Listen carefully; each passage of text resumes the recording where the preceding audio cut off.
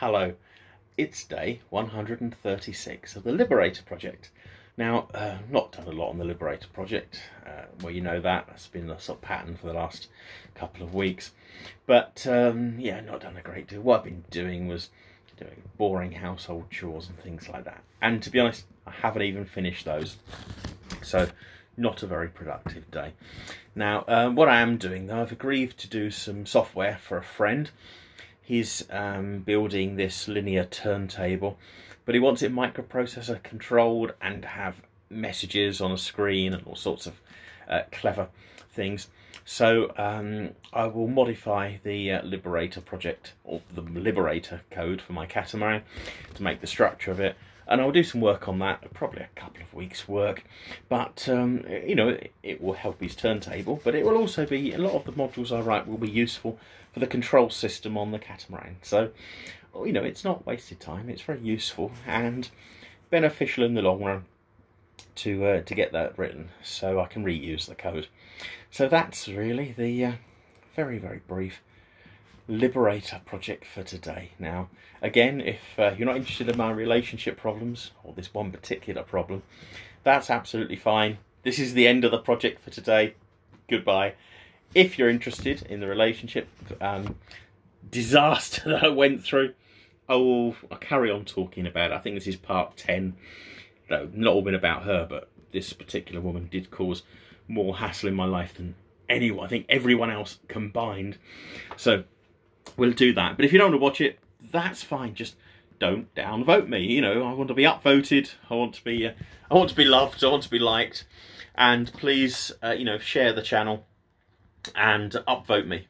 Thanks very much. Anyway, if you're still with me, fantastic. Thanks very much.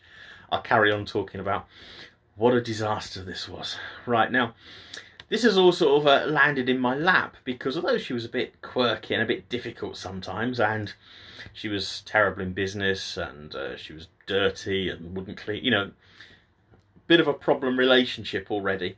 But, you know, it was just not a good relationship. But, you know, it was, instead of being odd, she was insane. And it was only sort of about this time that, you know, I'd seen behind the veil and realised that she was absolutely barking mad. And, yeah, that was, it went from a pretty poor relationship where someone, you know, initially was saying all the right things and then had no self-control when it came to food, no willpower, and was, though they said they were determined and they were, you know, a strong, powerful woman that could put her mind to anything, she didn't. She was just lazy, and, you know, it just sapped all my energy because I was trying to sort of get ahead in the world, and someone like that is just a dead weight. They just drag you back. They suck all your enthusiasm and energy for life, and it's almost impossible to get them to do anything. So that was, anyway, it went from being a pretty poor relationship, and it was certainly getting worse. I mean, I was very frustrated with, you know, it. I'm not, you know, I'm not a workaholic. You know, I'd like to have a sensible work-life balance, but you know, you've got to get jobs done. You've got to still work, and it was. She was very much, well, lazy, dirty, and frustrating. So, just a bad relationship at that point. But anyway, now the insanity had come along, and this whole row was basically over the money from the council, just doing that. But I think that a lot of things I was going to find a lot of things she'd hidden from me, and all those sort of roosters were coming home, birds coming home to roost. So I think she knew it wasn't sustainable to keep everything hidden from me. So that was, I think, a motivation for her. And then when I was insisting on doing this council thing, which she refused to do, she wasn't going to do it. She was never going to do anything she didn't want.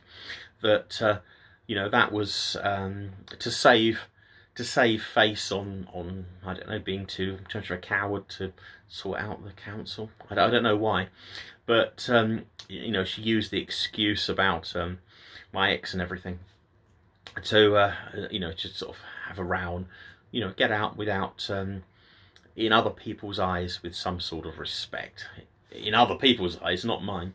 So anyway, after we had that row, I just thought, you know, this is Well, no, before that, the kitchen, when she was just denying things, and then, when she was saying that she'd made a phone call without the phone number and things like that, just, well, the insanity was there to be seen. So anyway, after I got paid, like that month, she completely emptied my bank account. And I mean, literally took, I was being well paid at the time. I had a good job. She took everything. I mean, that's thousands of pounds per month, but she took the lot. And luckily, though, I have a sort of an emergency fund, and I had, some money there to keep me going. And she had like no concern about this. So she's sort of stolen, my salary for that month, and a friend had told me she'd done a runner and she'd gone up to Chesterfield. Now, obviously, tried to talk to her about this, and in one of her more rational moments, when she wasn't being in her fantasy land, when she was being rational and able to talk sensibly rather than just screaming and shouting and having a fit, she told me that she needed to move out because she was unhappy, and she needed the money from me as a deposit for her flat and the first month of rent. And she said that, look, she wasn't going to keep it, she was going to pay me back. And she said by email that she agreed to, I didn't know what else had been going on at the time, but she did at least to give me back that money. And I was like, well, okay, that's a sort of, that's something. And never happened, of course. I mean, that was just in a rational moment, and those were few and far between. And then, even though she'd moved out of the house in Staffordshire, she wouldn't let me go there to pick up my stuff. Now, I had a lot of stuff there. Quite a few of my possessions were there because I was going to move up. The plan was to sort of, every time I went up there, I'd try and grab a case or something to take up, because I was going to do my doctorate when I first started.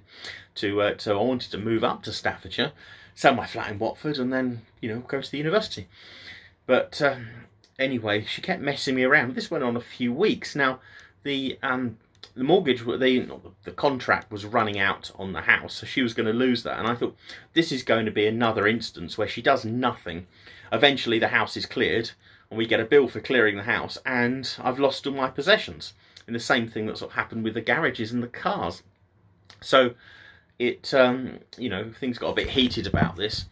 But anyway, she did, agree to meet in the end. So I met her in the house, and pretty much immediately she started screaming. I mean, she was just like she'd been possessed by a demon. And she started screaming that I was hitting her and don't hit me again, don't. And I'm like, what are you doing? So I thought, well, I can't deal with this. Like, I'm not going to touch her or anything. So I sat down cross-legged in the middle of the lounge and I let her scream. And, she got tired after a while. She wasn't in any sort of, condition. She hadn't done any exercise or anything. So, if you scream your lungs out for a few minutes, my God, it exhausts you. That's why when you're doing karate or fighting, the bout's only 3 minutes, and that's tiring. So, yeah, so she got tired and couldn't carry on screaming. And she was annoyed at me. She says, you're like Spock, you're not reacting at all. And I'm going, well, I'm just trying to sort of resolve this situation. And by then I was resigned to the fact that this woman was insane. And I was just basically, resigned to dealing with all the fallout from it and just doing it in the best I could. So I was trying to make a sort of the worst of a very, very bad situation. So, I had to deal with her madness. So anyway, she's angry and screaming, and she threatened to call the police on me. So I'm just sitting there watching her. What's the point of trying to talk to someone that's insane and screaming? So I thought, actually, that's a good idea, because I do need to get the police involved at some point with the money she's stolen from me, and with, I don't want her to sort of say that I've beaten her up or anything, because the neighbours must have assumed I was killing her from the noise she was making. So I started to call the police, And she said, what are you doing? I said, well, I'm going to call the police. It's a good idea. We should get the police in because we need a moderator. And also I was thinking, well, they would know what to do with someone like this. Perhaps they can get her sectioned, you know, perhaps they can find her help. Because she wasn't going to listen to any suggestion I had at that point. So at that point, you know, she threw the keys at me and stormed off. And, you know, that was the last I've seen of her. Thank God. Now, as I was now in the house, I could actually get the paperwork, I could get the details of the company she'd been dealing with. And it was just such a mess. I mean, you know, it was shocking. I took a week unpaid from work because I couldn't afford to keep driving backwards to Staffordshire. And I thought, well, I'm here, I better sort out as much as I can. And I'll just bring back the important things. You know, I've got an estate car. It was a different one, but you've seen it was an identical Mondeo. So I thought, well, I can bring one carload of stuff back and the rest's just got to be dumped, scrapped.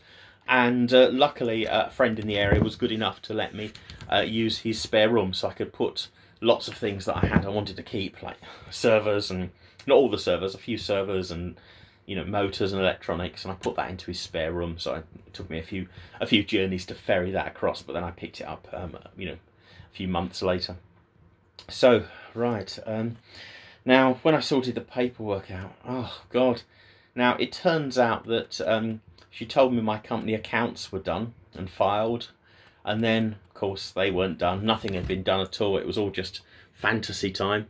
And so I had all the sort of company accounts that needed to be completed, and everything was just piled up. Now, you know, I had the deeds to my flat were in one of these bags and boxes, and in the end, I spent the week sorting the place out, putting stuff in my friend's house, taking it. I spent the junk she'd left was just appalling. Like from the kitchen, instead of cleaning up, all she did was put the stuff in bags and then put it in the lounge or put it in the laundry room. So there was, in the end, it took me 13 trips to the dump, and there was over 90 black sacks full of rubbish. But of course, because everything was mixed up, I had to go and check and find out, you know, I had to go through things.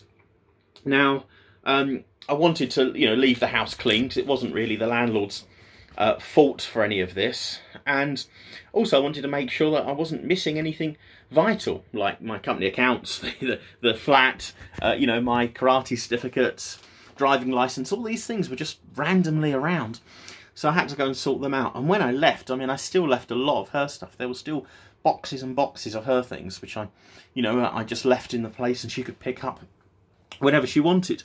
Now, I had the details, so I could talk to the landlord. And, you know, I wanted to explain the situation. I'd actually been paying the rent. Well, I think he must have known that because, you know, it came from my bank transfers. And I was hoping that now the flat was clean, or the house was clean, I could get a deposit back, or something like that.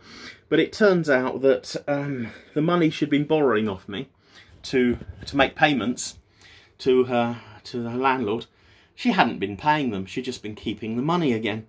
So what happened, it was, you know, it was about 4 months behind with the rent, and he was on the point of evicting her as well, which she'd just taken all those documents with her. But it was a really, you know, bad situation. So poor guy, he lost out as well. And what could I say? I told him that, you know, she'd borrowed the money off me to pay him, the right amounts, but instead of passing it on to him, she just kept the money.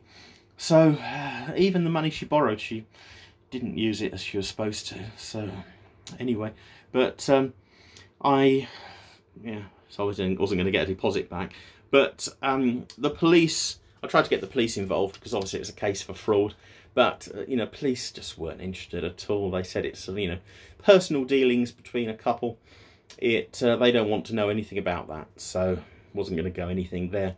I mean, later on, once I'd found out, there's worse things to come, once I'd found out more things from there, I think I could have technically taken her to court, but it would have meant finding her, taking her to court, going through all these procedures, and then maybe it's her word against mine. You know, you get a favourable judge, you know, believe all women, and you know, I think it could have been, you know, it could not have been to my advantage to do that. But also, you know, I was really very, very low ebb at the time. You've got to realise, you know, I was still having this IVIG treatment. I was taking some really nasty chemicals. And, you know, the doctors had told me not to work. You know, that's... they said, I definitely need to take time off work while I'm doing this. Well, I couldn't afford to do that. So I was still forcing myself to work. Now, the idea of taking on anything else at that time was just completely beyond me, and I had to sort of get to a point, well, technically I think I could do something here legally, but the effort involved and the odds of return, well, you know, were so small. I just thought, if I try and do this, it will put me under. So I've really got to worry about my own finances, trying to get all these debts managed and just carry on working and worry about my health. So I had to let it go. But anyway, that's the sort of last I saw of her. But there's more. After this situation, she felt that I'd done terrible things to her, apparently, and she was in a bad situation, not through her own laziness or insanity. It was all due to me. So she had a real need to do revenge, and someone that's intelligent, I mean, she was bright, intelligent and bored, can come up with a lot of inventive things to make your life hell, which I will tell you about next time if you're interested. Anyway, thanks very much. I'll carry on with this tomorrow. Goodbye.